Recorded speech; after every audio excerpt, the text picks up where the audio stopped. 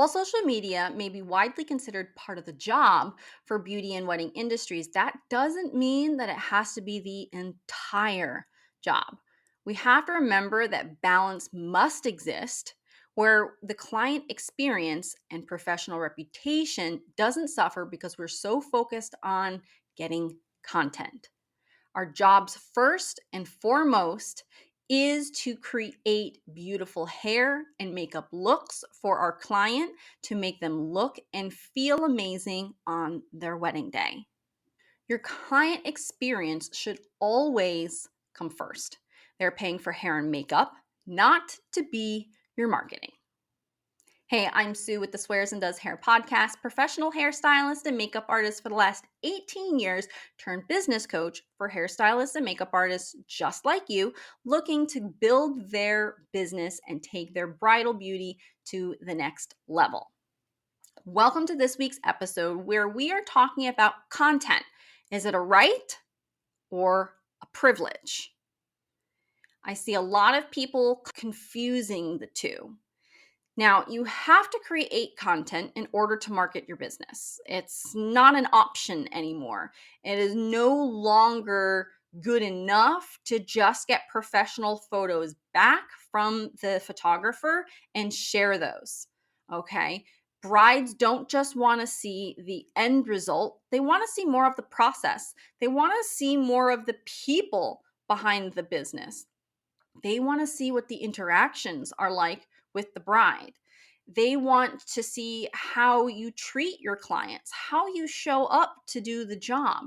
They want to know more about how to plan their wedding. They're looking for insider tips and tricks.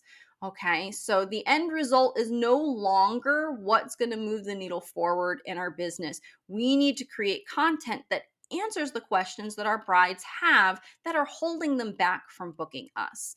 And now everybody's dream bride is going to be slightly different. Their priorities are going to be slightly different. There are going to be things that they want for their wedding day that the bride down the street may not.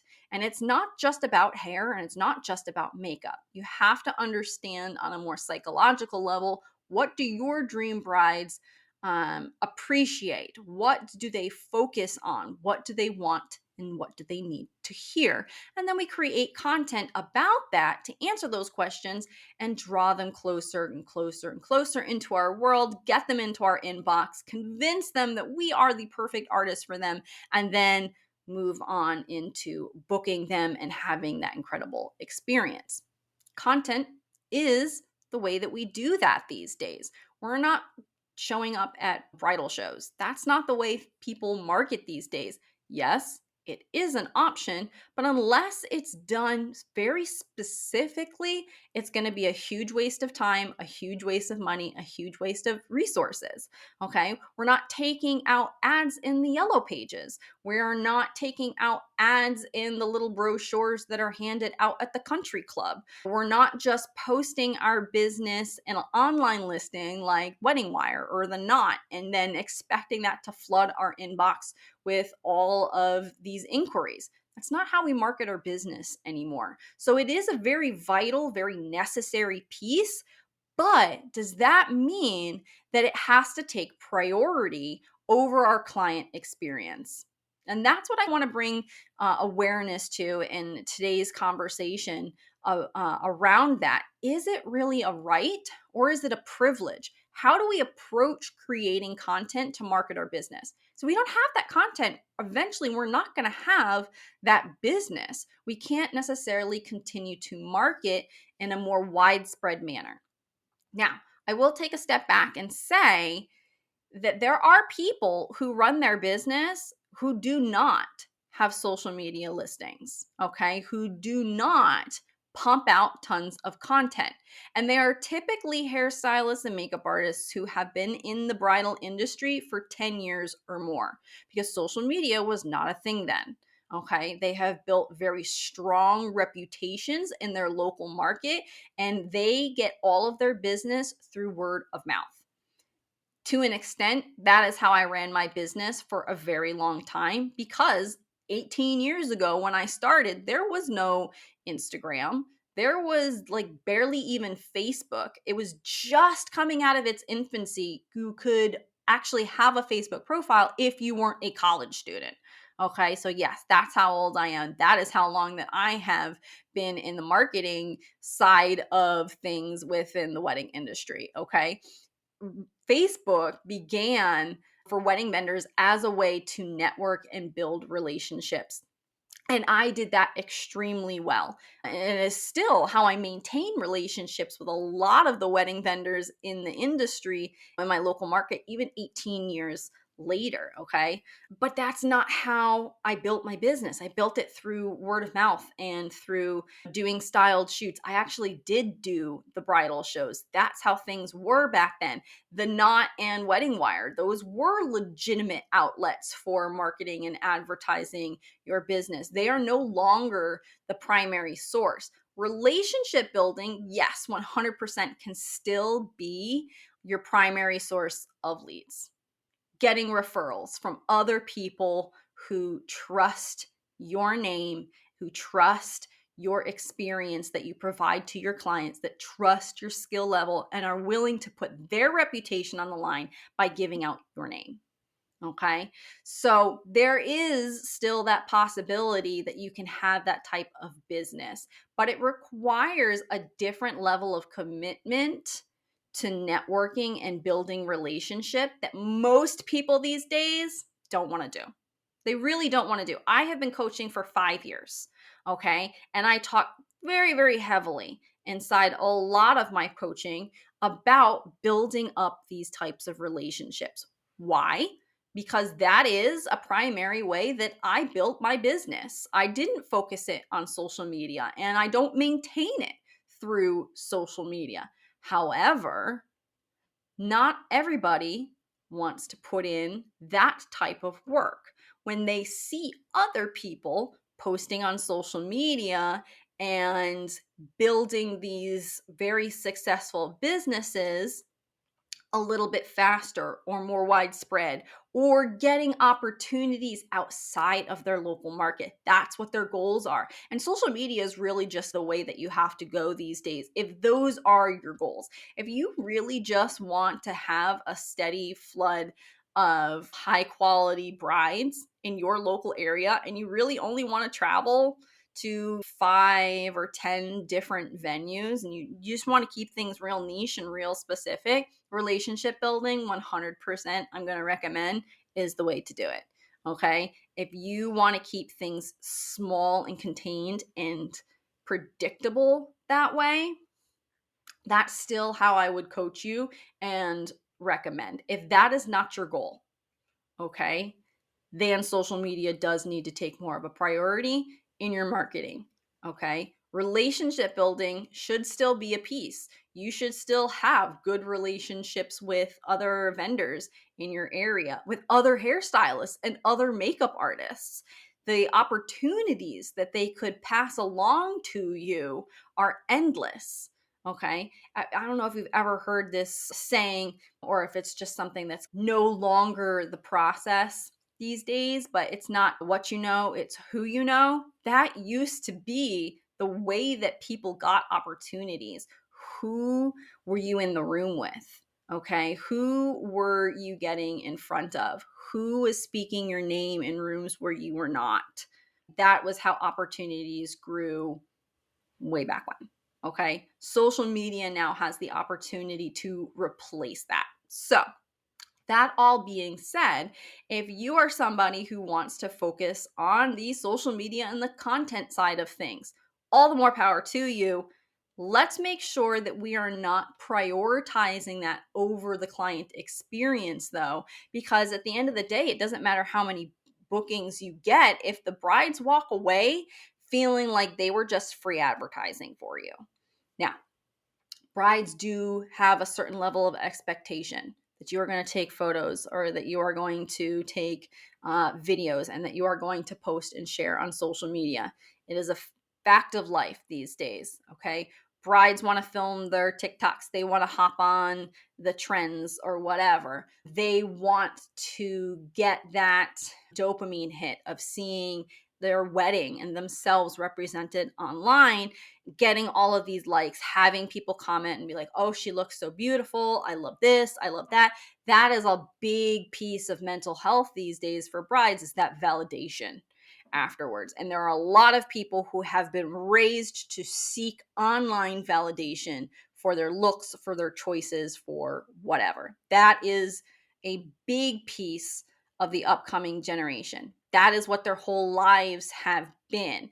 The majority of their childhood and into their adulthood has been spent online seeking validation. So they have an expectation that, yes, you're going to be filming, or yes, you are going to be taking photos, and that's okay with them. However, we want to make sure that we're approaching this from a respectful place. It's not getting in the way of making sure that they feel seen and they feel heard and that they feel respected. Okay, so how can we do this and still get enough content to market our business and to be able to keep things moving forward? The very first piece of advice that I have for you is, one, to just automatically build it into the timeline for content. The beginning half of everything should really be focused on client experience. Okay. You can set up your phone off to the side to record different things. You can record your process of setting up, have everything already set up, do a panning shot, put that, share it into your stories, tag them, different kinds of things like that. So you can have what's called B-roll. These are non-specific shots, just generalized of the area of your process, whatever, that can be used to supplement. So that's a great way to just have things set up so you're getting little pieces of content you can chop up and use behind some text with a trending audio to give specific information to move your bride through the booking process later on. All right. Last week I talked in the episode about social media mindsets, about why the Get My Bride Ready with Me reels are working so well. The ones that don't have trending audio and just showcase the conversation with the bride. Again, that's something that can be done passively, all right, that you're setting up off to the side and just recording. But you're focusing not on creating the content. That's passive. It's just there, it's just recording. But you are focusing on the client experience. You're showcasing how you speak to them, how you listen to them, and how you take all the information that they give you and then create the final look from that. That is going to be a huge piece of really important content these days moving forward, because brides really want to see that part of the process. But again, it's something that's passive. You are not focusing on, I'm creating content right now. You are focusing on listening and interacting with your bride. You just happen to have a camera off to the side and recording those pieces. Also, setting up time at the very end to create more polished pieces. And that's going to be the after photos, the after images, where you're going to say, hey, let's take it away from the makeup chair, take it away from the hair chair. Let's move over to this other area. I want to get some video and I want to get some photos of your look so I can show it off to everybody. How you speak about this process really matters. It really impacts the client experience. Are they going to feel like you're using them, or are they going to feel like you are celebrating them? Are you validating the choice that they made on their hair or their makeup or whatever? Or are you just using them in order to further your own needs and further your own business goals? So the content gets created kind of the same way, but your intention behind it and how you speak about it, how you present it to your brides, and do you allow it to interfere with the process? Do you have to add in all this extra time to the getting ready process in order to capture your content, where now they're spending an extra half an hour, hour, whatever, so that you can create content around them? They may not be the type of bride who appreciates having to get up an hour earlier so that you have enough time in the timeline to get content. If they really realize, oh, it's going to take an extra hour because she wants to get enough content to market her business, but I'm the one who has to get up early on my wedding day. Yeah, you have to get up early, but it's your business, it's your marketing, whatever. Okay. They're not thinking about that. They're thinking about, I have to get out of bed an hour earlier so she has enough time to create content. That doesn't feel good. That doesn't feel very high end. That doesn't feel very respectful. That doesn't feel very luxury. Okay. That feels selfish and it feels manipulative. They have to, experience this negative thing. They have to sacrifice their sleep. They have to sacrifice their time for you to get something out of the interaction. At the end of the day, you are getting money for this. Okay. That is the only guarantee, is that you are getting paid. Okay. If you are able to work in content, that is a bonus. Okay. You take that bonus and you use it to market your business. That in turn, feeds the wheel and you keep things flowing. But at the end of the day, they are paying you. That is your benefit.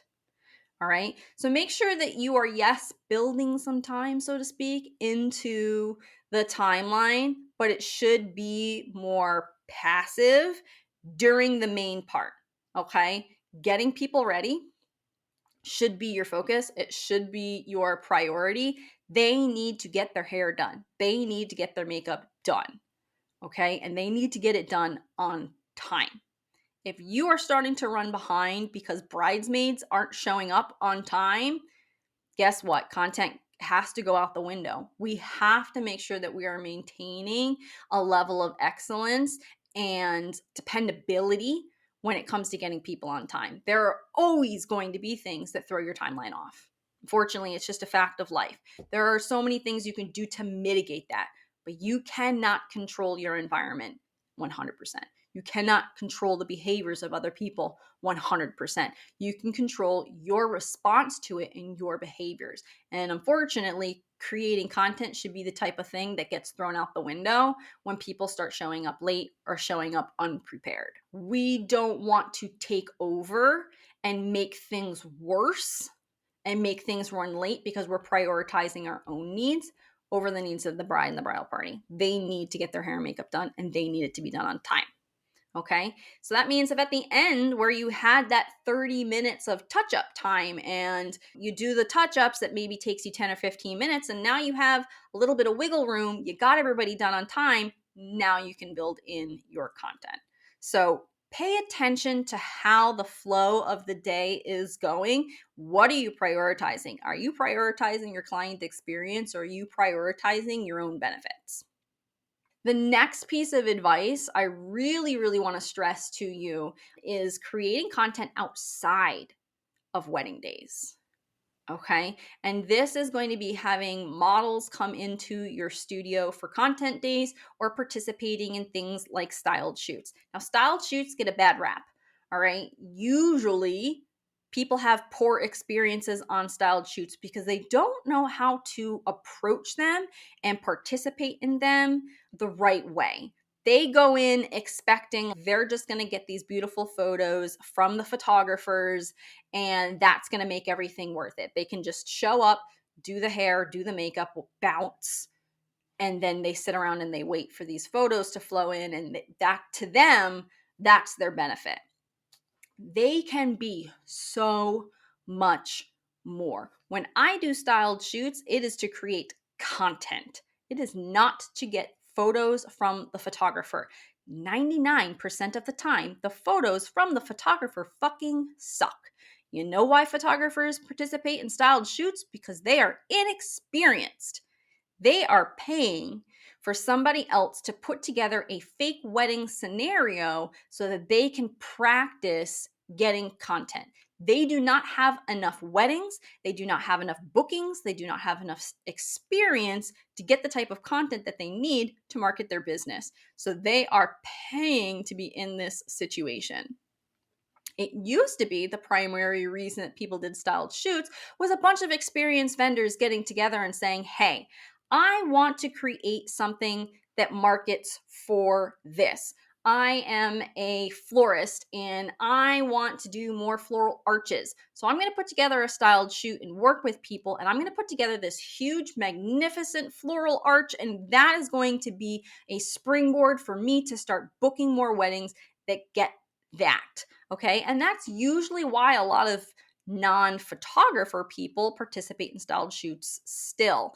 Photographers would be like, hey, I want to shoot more at this location and use that as an opportunity to springboard whatever. Or I really like classic cars or whatever. There was always just some like artistic element that they were lacking in their portfolio that they wanted to get. And now all these other vendors come together to get that, and then photographers buy tickets to them. All right, so that they can practice their photography skills. Not 100% of the time. Sometimes you have people who are like, no, I'm just really itching to do something creative in the wintertime, in the off season when they're not busy. They want to get their hands on stuff. They want to test out new equipment or whatever, new editing styles, what have you. It's an opportunity to be creative and to experiment. There are still people who do the photography for styled shoots that way. Most of the people that I've run into over the years do not do it that way. So if you are sitting around and you are just waiting for those photos at the very end, you're not going to get them. You're going to continue to feel frustrated and disappointed because it's not usable. They are not thinking with your business in mind. They are not going, I need to get a really beautiful shot of this hair so that I can send it to the hairstylist. They're taking a step back and they're looking at everything. They're not zooming in on the details unless it is literally like the invitation suite and the little details table. They're doing flat lays for the details. Everything else is a little bit more of a broad approach to taking the photos. So that's why you're not getting the type of photos back from styled shoots that benefit you. So if you're going to do a styled shoot, you need to make sure that you are there to capture content as if you would be on a wedding day.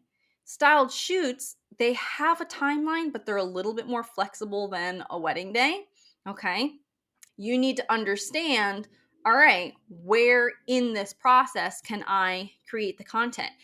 What is the purpose behind today's shoot? What am I trying to either add to my portfolio? What type of shots am I looking to create? And then bring somebody with you that can help you. Write out a shot list that you can say, I want some things that are more taking a step back, that are 3/4 shots that show me working and show the client. I want to show more detail shots. Maybe you want to start talking more about your process and doing tutorials online. Then you need somebody else that can be like, all right, I'm going to capture clips of this part of the process that are more detail shots so that you can have some stuff that's details, some stuff that's more pulled back. You can film your setting up process. You can film your consultation, all these types of different pieces of content that you can create without the stress and the pressure of, okay, as soon as I'm done with this person, I have to move on to the next person and blah, blah, blah.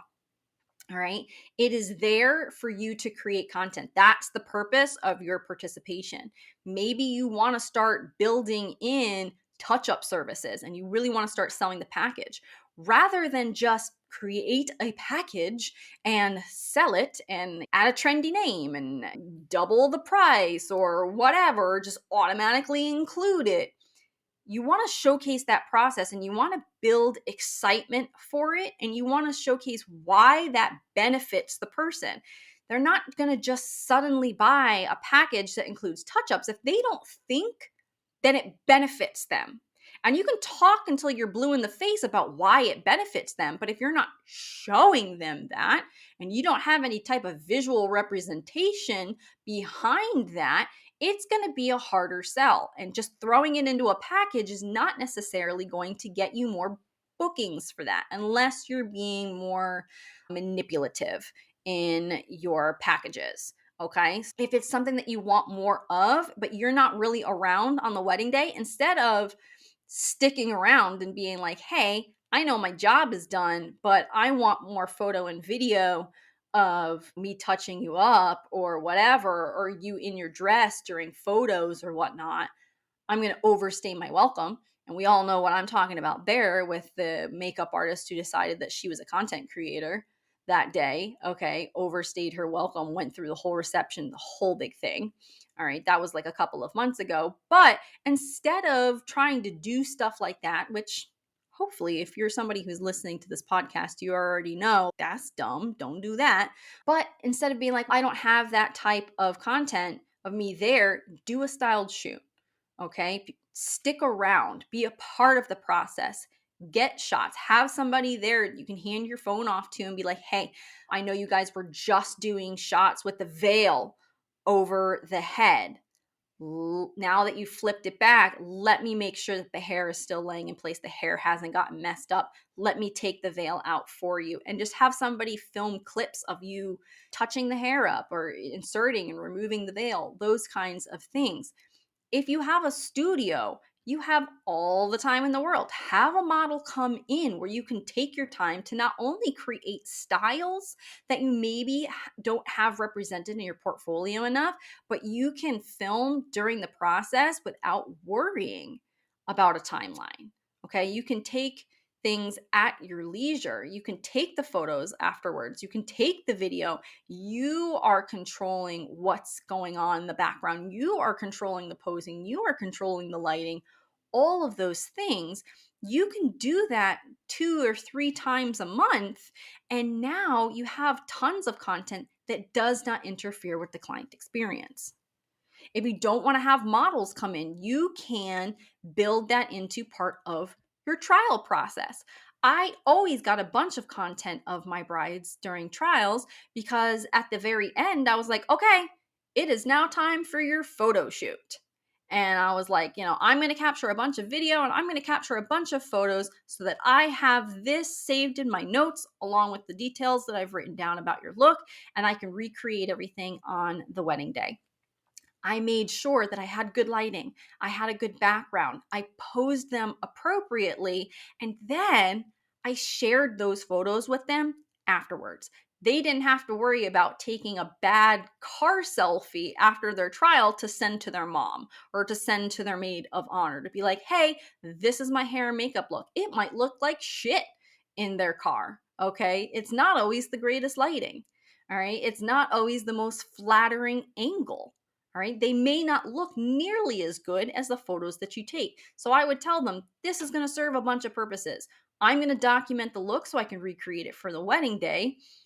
And I'm going to send them to you so that way you can show them to your friends. You can show them to your family. You can get their feedback if that's something that's important to you, or you can just show it off because you're so excited about how amazing you look. And especially for hair, I was able to capture at angles they never were going to be able to get themselves. And I was going to make sure that what I sent to them best represented the look that I created for them. It was a way that I cut down from people coming back after the fact and being like, oh, my mom didn't like this, or my maid of honor said I should have done this, or my fiance didn't really like that, or whatever, because they were sending them shitty photos. I was making sure that it was photographed and lit properly, and it showed off that style really nicely. So payment is what you get for the wedding day. Content should be secondary or even tertiary, okay? Content days with models, trials, styled shoots, that should be the bulk of your content creation where you are in control of the setting, of the timeline, of the look, of the end result. You're responsible for it. You can create the types of content that are going to actually work for your business versus just trying to grab what you can on a wedding day. On the wedding day, you're not getting back out to your car and being like, oh, I didn't take any content. It's not a focus. It's not necessarily important anymore. And if you get into the process of doing it well and setting things up off to the side or building in that extra few minutes at the end, you're going to get really good at capturing the meaningful content that is helpful for wedding day stuff, and everything else you can do at a different time. The last little thing that I want to talk about, if you are going to be responsible for creating so much of your own content and you are not going to be relying on photos, or you're not going to be relying on other people capturing that content, if you're not just going to set your phone off to the side, you really do need to level up your photography and your video skills. And it does not come down to what method you take that with. It is not about the fancy camera. It is not about what model of iPhone. It does not necessarily matter what settings you put it on. Yes, those can refine the end result. But if you don't understand how to position the people, to pay attention to what's going on in the background, to be able to read a room and say, this is a good spot, this is a bad spot. This is when I should be filming or taking photos with this going on in the background, and understanding what's going to be distraction in the back. Okay.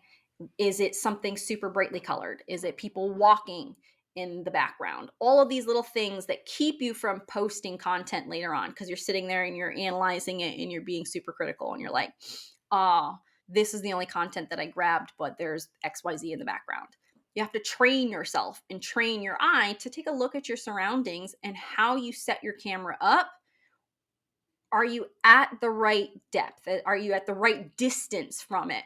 Are you in cinematic mode, or do you know how to take stuff and put it into a cinematic editing style later on with another app? Do you know how to do those types of things? Because there are apps out there you can film in just whatever regular format, whatever depth of field, and then afterwards you can put it into cinematic or portrait mode. That is adjusting depth of field. Do you understand what that term is?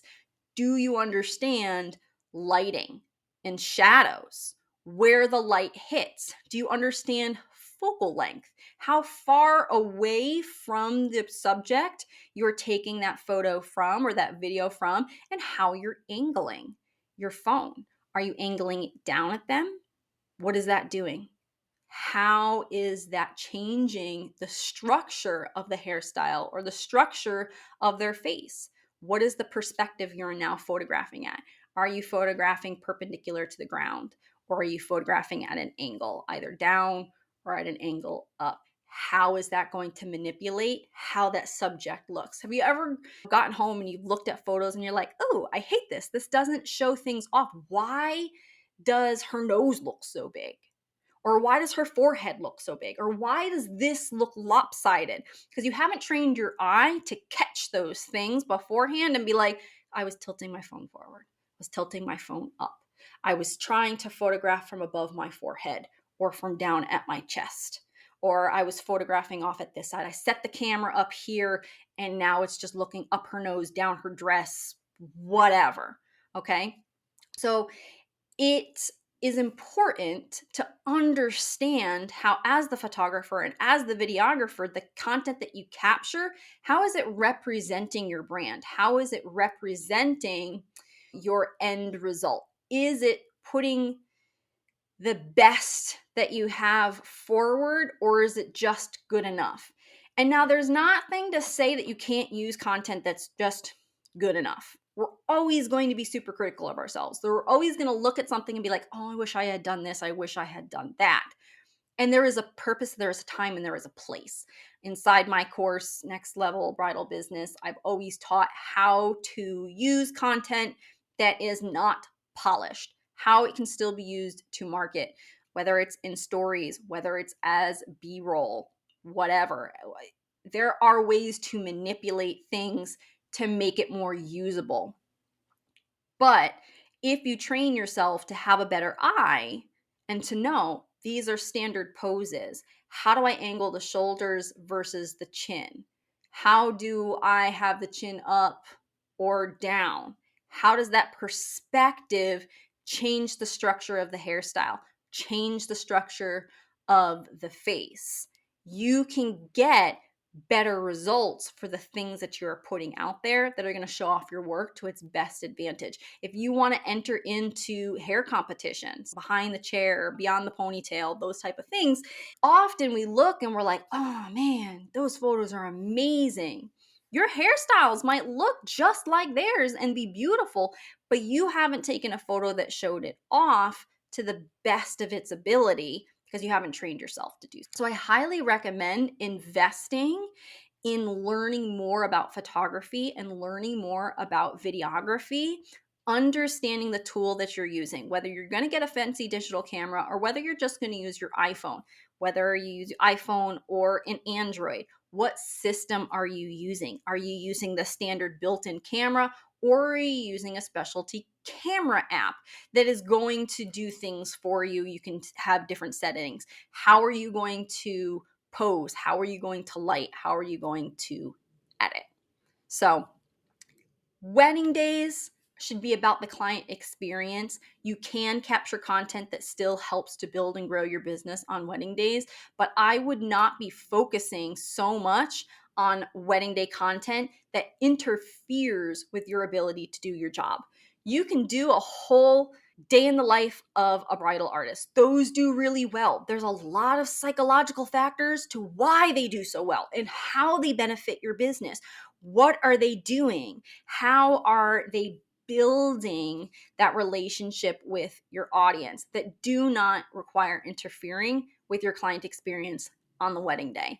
A lot of behind the scenes stuff, a lot where you and your process is the focus, and how you show up, how you represent yourself, all those kinds of things, all those little psychological factors that are building trust with your audience and with your future clients. That's why they do so well, not just because they're really popular. That's when you start to analyze content. And we're getting a little bit back into what I talked about last week about understanding why certain content is doing well, and either taking a class or working with a coach or social media manager to understand like the psychological factors. This is not just doing well online, but how is this doing well to build your business? So that way you can have in your mind, what do I need to film more of? What do I need to capture more of? Conversations with those clients, and that should be passive. And looks, those are more active content creation, building stuff into your portfolio. That should be done outside of wedding days. I want more of this type of service. Do that at a styled shoot so you can take your time. Build out a list, what type of shots, and you can build up that muscle memory of, here's what I do, here's what I film for each wedding, here's what I film for each trial, here's what I film at each styled shoot, here's what I film at each content day. There are so many opportunities for building content and creating the type of content that builds momentum in your business rather than just visibility. Okay.